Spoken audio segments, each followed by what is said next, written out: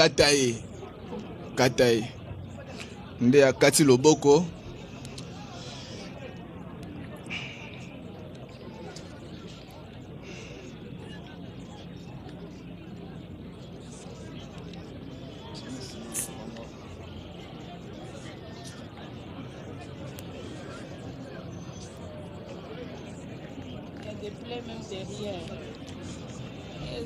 Nde bakati singaba bakimi bazaki plus de mona ki penza boye bazaki 6 ne bantura kingai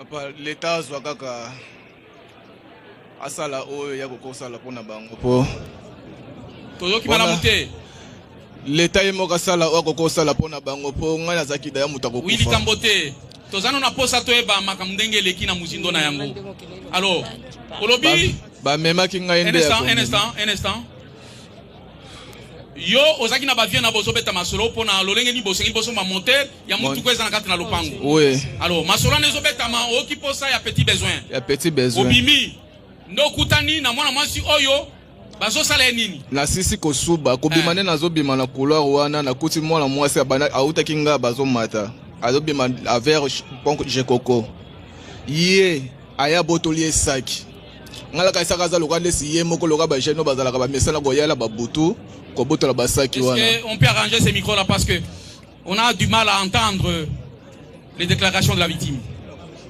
Arranger les micros. C'est aussi sa façon de parler. Il est aussi malade. Il est malade, il a trop mal, il faut pas trop. C'est sa façon de parler, monsieur. Il est aussi souffrant, il faut le comprendre. Est-ce que moi na mwasi wana babotola ki esak déjà? Abotola ki de asaki abanede akokima. Nani abotolier? Ye, oya teleno.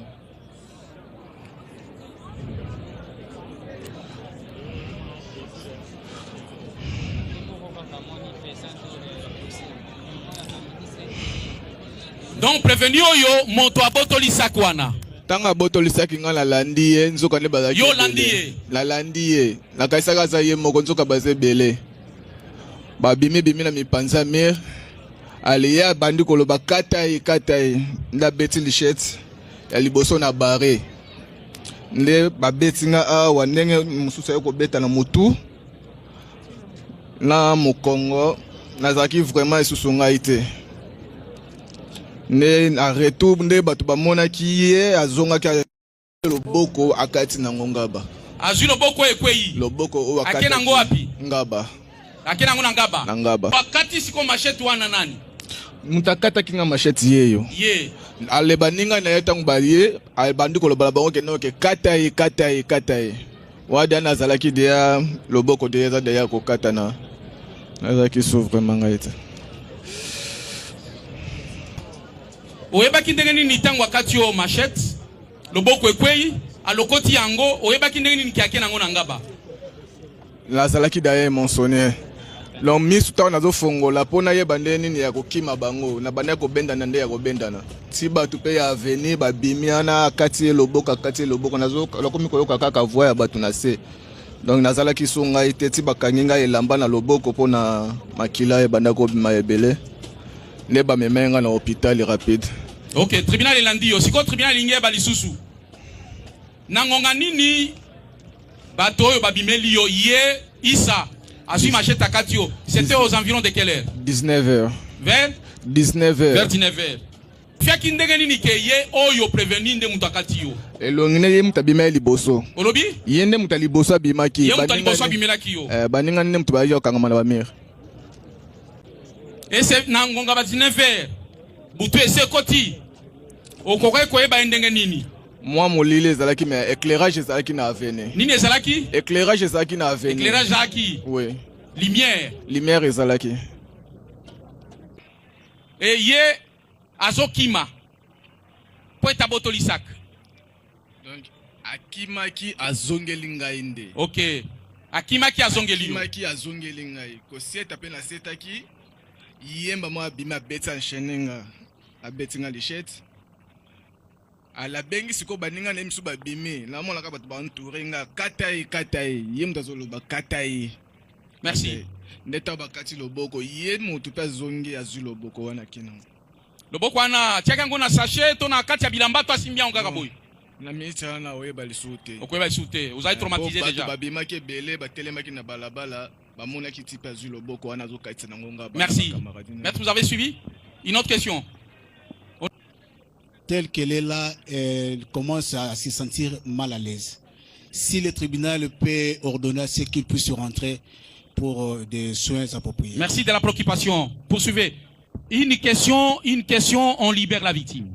Oui, Monsieur le Président, notre question est celle de savoir si la partie victime paie, confirmée par l'auguste tribunal, par oui ou non, hormis les sacs extorqués par le prévenu, selon ses dires. Quel autre objet le prévenu détenait à main lors de la commission d'extorsion du sac de la jeune dame? Merci. Est-ce que bon, à part que saki wana nenga benda ki saki na machette kaka obazaki na wala mabuko bango. Donc biloko mi balendo monaki. Bango surtout bazaki machette na sac. Na sac. Merci. Une autre question, le suivant. Oui, merci, Monsieur le Président. En fait, c'est juste une question de précision. Puisque nous sommes déjà face à deux versions. La première, c'est que lorsque le prévenu a arraché le sac et qu'il fouillait, les amis sont... Non, j'en viens. Oui, lorsque les amis sont sortis, c'est lui qui donna l'ordre à ses amis, Bokatae. C'est la première version qui a été dite ici. Qui se tranquillise, on est là. La seconde version, c'est lui-même qui, après avoir arraché le sac, se retourna pour venir le cisailler. Le tribunal apporte la précision des détails. Suivez, on ne discute pas avec le tribunal, mais... Oui, okay. Parce que votre réaction, c'est comme si vous boudez la réaction du tribunal. Non. Il a dit ceci. Le prévenu arrache les sacs, extorque. Il a reculé. Il n'a pas fui. Et pendant qu'il voyait la victime en train d'avancer, lui s'est approché contre la victime. Voilà. Merci votre honneur. Je ne peux pas discuter avec le tribunal, mais ce n'est pas la version qui a été donnée. Puisqu'on dit que ne nous amenez pas sur ce terrain-là. Le tribunal est la seule institution qui puisse avoir des oreilles attentives. Ça, on ne discute pas, votre honneur. Voilà. Mais au moins, nous, de force, avons écouté. Je le pourchasse. On ne peut pas pourchasser quelqu'un qui marche. On pourchasse quelqu'un qui... Mais il a rectifié, maître. D'accord. Il a rectifié. Ma question, elle est la suivante. C'est juste une petite question. Quand il s'est mis à pourchasser le prévenu, était-il conscient, parce qu'il a dit qu'il avait et le sac et la machette, l'avait-il vu avec la machette et qu'il s'est quand même donné la permission de le pourchasser ayant le sac et la machette, ou il n'avait vu que les sacs? Apparemment, vous avez compris sa narration de faits différemment. Si peut répondre à votre honneur. Bon, nous posons quand même la question. Matali, tribunal Ingeyeba. Oui. Tango, il y a botoli sac à mon amasi. Tango azui sac. Oui. Abandi kokima. Suko tango ngala landiye.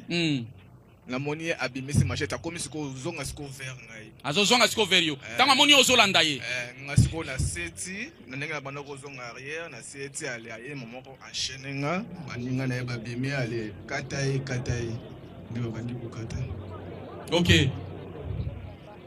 Est-ce que yeba ki kombo na ye? Na yebi etebe na mona ye. Otikala pe kombo na ye. Mbala liboso. Liboso. Est-ce que tango ozolanda ye? Ozaki na makanisi ya koloba ke bakoki kozala pe bakuluna? Parce que déjà, mode opérateur na bango, bazoboto la biloko, ozwaki ba réserve te pona kolanda ete. Ngala mona la kaza lokande saza ye moko. Okanisa ki? Aza ye moko koye muta bimaki muta liboso azaka ye moto na bimana. OK. Abendi mona mwasa na saki. Batu na simana ye bazala kite. Tonga na landi ye nde na moni sikoyo ya komi kozonga isusu ver ngai na batu misusu na mpanzi. Tongo ya shenenga ta na kwei. Nda bandi koloba kate nda bandi kataloboko.